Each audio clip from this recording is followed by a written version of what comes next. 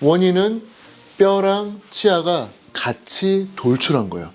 요거를 해결하는 유일한 방법은 그 무시무시한 양악수술이에요. 뼈가 튀어나와 있으신 분이면은 치조골 성형술을 통해 가지고 그렇게 통증이 심하지 않고 붓기도 별로 없고 수술 시간도 길지 않습니다. 그래서 치조골 성형술 요즘 급증하고 있어요. 내가 돌출입인데 라고 검색한 다음에 1번, 2번이 아니면은 시간만 되면 그날 바로 수술하고 결과가 드라마틱하게 나오니까 사실은 매우 만족도가 높은 수술이죠.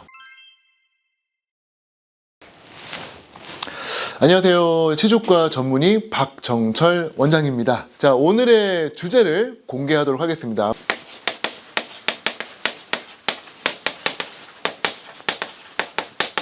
대부분의 치조골 성형술은 두 가지입니다. 예쁘게 하기 위해서, 두 번째는 잘 씹고 안 아프게 지내기 위해서. 돌출입이면 교정으로 하면 되는 거 아닌가요? 치조골이 앞으로 튀어나오면 우리가 이제 돌출입이라고 얘기를 하는데, 이 돌출입은 사실은 크게 세 가지로 분류를 할 수 있어요. 자, 한번 그림으로 제가 그려보도록 하겠습니다.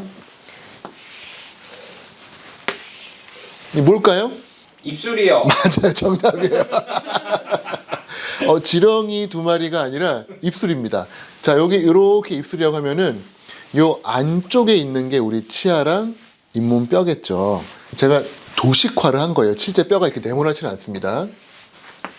머리 두 개는 치아고, 요거 잡아주고 있는 게 잇몸 뼈예요. 뼈랑 치아가 둘 다 앞으로 나온 경우가 있을 거예요. 그래서 두툼하게 돌출한 경우가 있을 거고, 두 번째는 뼈는 좋은 위치인데 과장되게 그리면 치아만 튀어나와 있는 그런 경우도 있겠죠. 세 번째는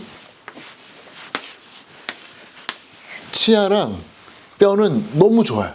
좋은 위치에 있는데 뼈가 두꺼운 사람이 있어요. 그러면은 이 입술이 앞으로 밀려 나오게 됩니다. 첫 번째, 이 사람은 돌출입이 너무 심해요.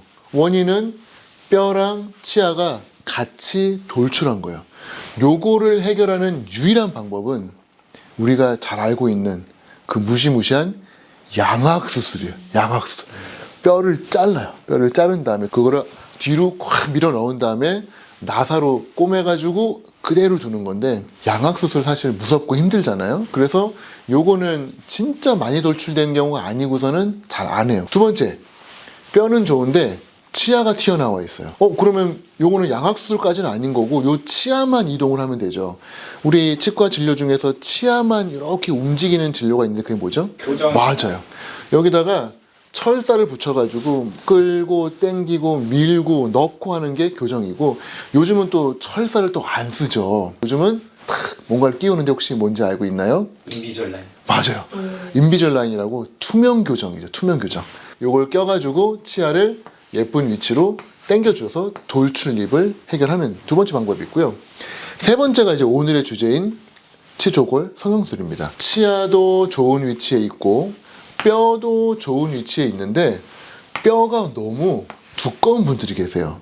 그런 분들은 잇몸을 열고 제가 작은 기구를 이용해 가지고 뼈를 이렇게 잘라서 뼈를 똑 떼면은 진짜로 뼈가 이런 게 떨어져요. 그렇게 해서 잘라낸 자리를 부드럽게 다듬어주고 꼬매주면은 처음에는 이제 두툼한 뼈가 있다가 그게 이제 사라지고 나면 잇몸 살이 너플너플해져. 우리 바람 빠진 풍선처럼. 그것 때문에 막 이상하게 쭈글쭈글해요 라고 하는데, 기가 막히게 한 1, 2주 안에 잇몸이 착 달라붙어서 언제 그랬냐는 듯이 예뻐져요. 그래서 돌출입을 너무 쉽게 해결할 수 있기 때문에 양악수술에 해당하지 않거나 치아가 삐뚤빼뚤한 교정이 아니라면은 뼈가 튀어나와 있으신 분이면은 치조골 성형술을 통해 가지고 깜쪽같이 예쁘게, 그리고 사실은 어렵지 않아요. 의외로 괜찮았어요 라고 하시는 분이 한 99%예요. 그렇게 통증이 심하지 않고 붓기도 별로 없고 수술 시간도 길지 않습니다. 그래서 치조골 성형술 요즘 급증하고 있어요. 내가 돌출입인데 라고 검색한 다음에 1번, 2번이 아니면은 시간만 되면 그날 바로 수술하고 결과가 드라마틱하게 나오니까 사실은 매우 만족도가 높은 수술이죠. 그럼 수술은 얼마나 걸려요? 일단은 저희가 수술 자체의 시간으로 치면은 위에 한 20분, 아래 20분 요 정도 걸리는데 그 전에 마취해야 되고요. 그 다음에 소독해야 되고요. 동의서 받아야 되고 주의사항 설명드려야 되고 또 대기해야 되고 이러다 보니까 그냥 1시간 저희가 설명을 드립니다. 사실은 되게 괜찮은 수술인데 여기서 되게 중요한 포인트. 1시간 전의 모습이랑 1시간 후의 모습이 좀 달라요. 생각을 해보면은 수술 전에는 이런 돌출입이었거든요. 근데 1시간 만에 이게 축 꺼지니까 환자분들 입장에서는 교정은 한 1년, 2년 천천히 바뀌잖아요. 별로 티가 안 나요. 그래서 1년 전, 1년 후 변해 있는 거를 못 느끼시는데 수술을 해버리면은 전후가 1시간 만에 너무 차이가 나니까 특히 여자분들 여기가 좀 도톰해가지고 스트레스였다가 꺼지고 나면은 오히려 그것 때문에 스트레스 받는 분들이 가끔씩 계세요. 한번 바람을 한번 넣어볼게요. 요 느낌이랑 또 꺼져 있는 느낌 하면은 확실히 들어간 느낌이 주름도 좀 가고 좀 늙어 보일 수 있어요. 그렇기 때문에 저는 요 치족을 성형술을 할 때 꼭 말씀드리는 게 분명히 후회하실 수 있으니까 50%만 제가 칠게요. 너무 많이 치면은 갑자기 꺼져 보이면은 되게 속상하실 수 있어요. 라고 해서 일단은 50%만 하고 더 원하시면 더 해드릴게요. 라고 하는데 더 해드리는 사람은 단 한 명도 없어요. 그러니까 그 얘기는 100% 너무 많이 쳐버리면은 하루아침에 인상이 바뀌어버리기 때문에 저는 한 50% 정도 제가 적절한 정도로 치는데 100% 지금 다들 만족하고 계십니다. 그래서 요 삭제량은 적당량, 절대 다치지 않고 적당량 치고 있다. 그게 포인트입니다. 뼈를 이렇게 치면은 치아 뿌리에는 뭐 안 좋은 건 없어요? 만져보니까 난 뼈가 너무 튀어나왔는데 그래가지고 뼈 쳐주세요라고 오셔서 보면은 진짜 뼈가 튀어나와 있어요. 이건 해야 되겠구나.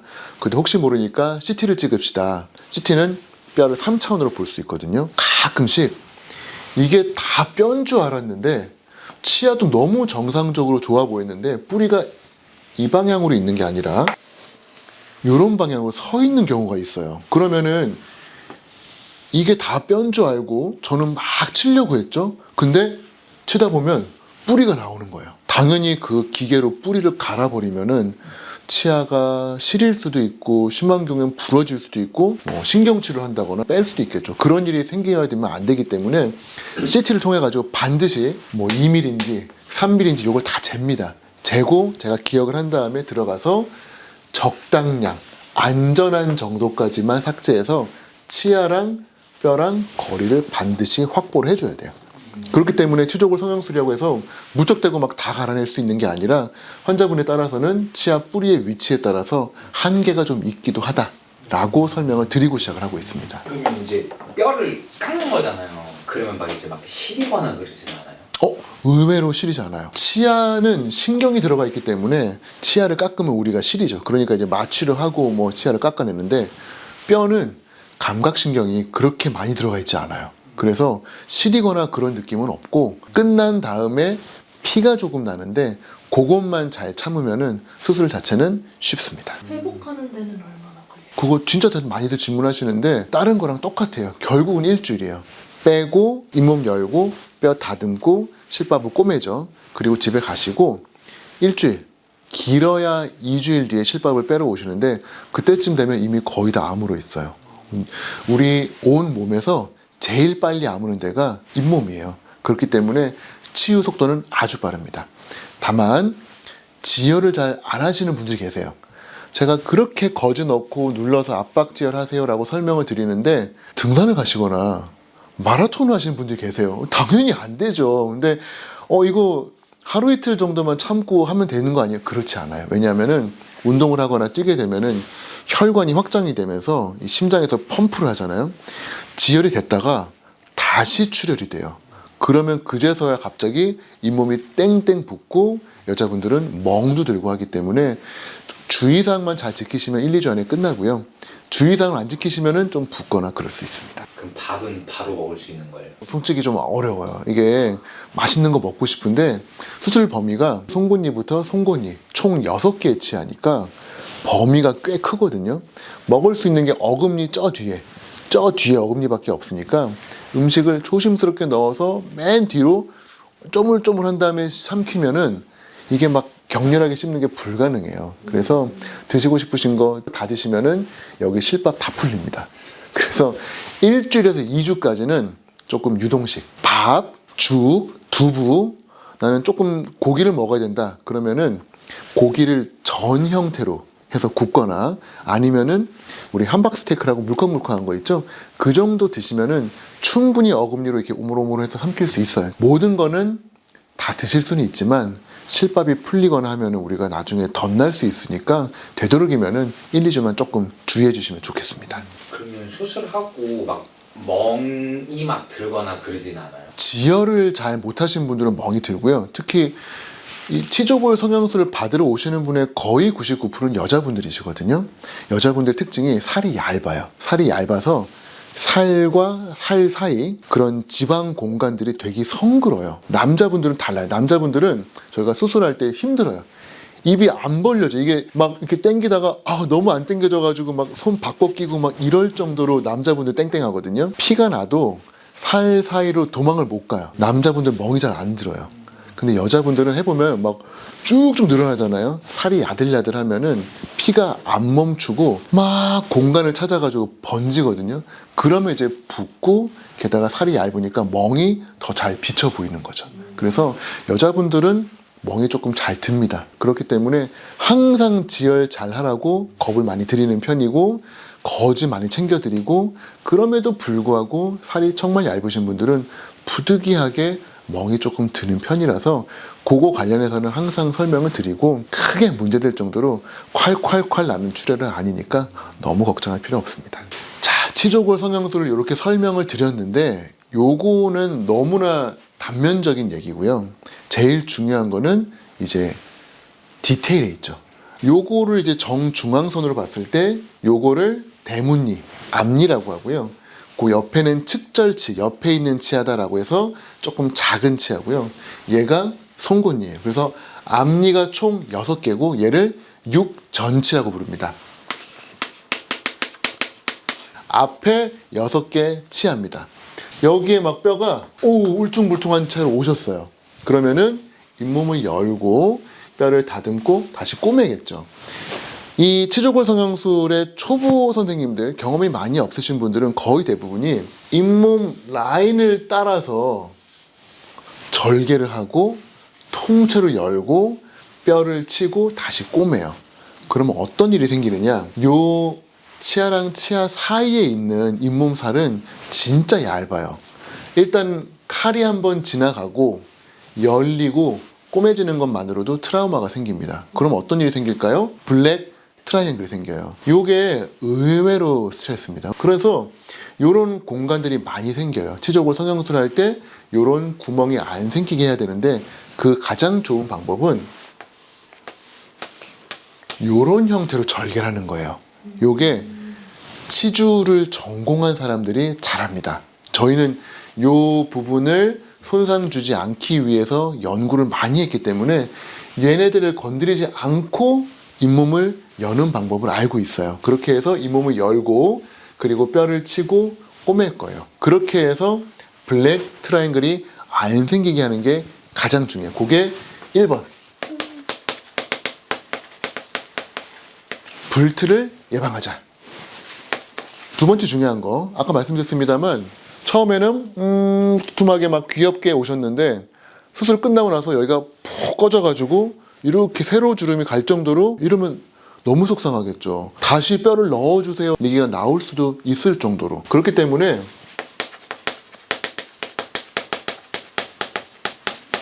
과도한 삭제는 금물이에요. 절대 저의 경험상 뼈가 많다고 해서 그 뼈를 다치면은 꼭 환자분이 후회를 합니다. 그래서 과도한 삭제가 되지 않도록 환자분과 기대치를 조금 낮춰드리고 저도 적절하게 해서 접점을 이루는 거, 요게 아주 중요하고요. CT를 꼭 찍어야 돼요. CT를 안 찍었다가 이거 뼈구나 그러고 쭉쭉 갈았는데 어라 치아가 흔들리네 뭐 이런 일이 생기면 진짜로 안 되겠죠. 그래서 CT를 찍어가지고 어디까지가 뼈인지를 파악하는 것이 매우 중요합니다. 요 세 가지가 제가 생각하는 치조골 성형술의 가장 중요한 포인트이고, 그 외에 여러 가지 중요한 부분들도 물론 있습니다만 그거는 환자분의 상황에 따라 너무 다르기 때문에 그거는 케이스 바이 케이스로 상담을 좀 드려야 될 것 같아요. 자, 치조골 성형술 이렇게 이론으로만 설명하니까 일단 잘 모르겠다 그러신 분들을 위해서 실제 환자분 사례를 준비를 했습니다. 자, 보시면 이 환자분이 위에 뼈가 되게 튀어나왔어요. 이게 사진이라서 좀 안타깝습니다만 실제 보면은 오 할 정도로 울퉁불퉁하세요. 여기 치아 위에 지나가는 그 거대한 뼈가 보이시죠? 보면 이렇게 튀어나와 있거든요. 측면 사진 한번 보여드릴게요. 요 튀어나온 요 느낌이 위에서 보면은 거의 뭐 한 층의 갑옷을 입은 것 같은 느낌.